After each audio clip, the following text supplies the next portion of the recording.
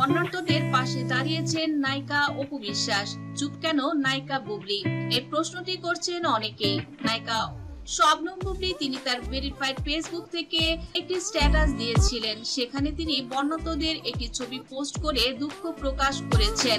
কিন্তু সশরীরে নায়িকা অপু বিশ্বাসের মতো এমন অ্যাক্টিভিটিস নায়িকা শবনম বুবলির কাছ থেকে দেখতে চাচ্ছে তার অগণিত লাখ কোটি ভক্তরাও। নায়িকা বুবলি এবং নায়িকা অপু বিশ্বাস বর্তমানে বাংলাদেশের টপ সেলিব্রিটিদের মধ্যে এই দুজনের নাম সবার আগে রয়েছে। সবচেয়ে চর্চিত এই দুটি নাম নায়িকা অপু বিশ্বাস এবং শবনম বুবলি। দেশের এই দুর্গম পরিস্থিতিতে কখন কে কি করছে এ নিয়ে দর্শক এবং ভক্তগণ তারা মুখিয়ে থাকে তাদের প্রিয় নায়ক নায়িকার অ্যাক্টিভিটিস গুলো দেখতে। সেই সূত্রেই নায়িকা অপু বিশ্বাস কিন্তু তার ক্যাম্পিং চালিয়ে যাচ্ছেন।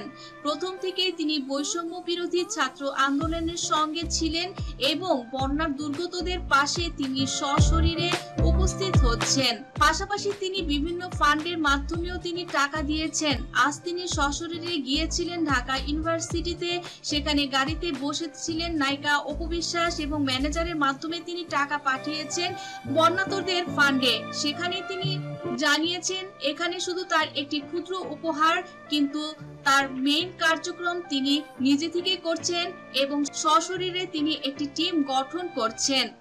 নায়িকা অপু বিশ্বাস বারিশা হকের সঙ্গে তিনি বন্যার্তদের মাঝে খাদ্য সামগ্রী, ত্রাণ এবং ডাক্তারি সেবা নিয়ে তিনি হাজির হবেন।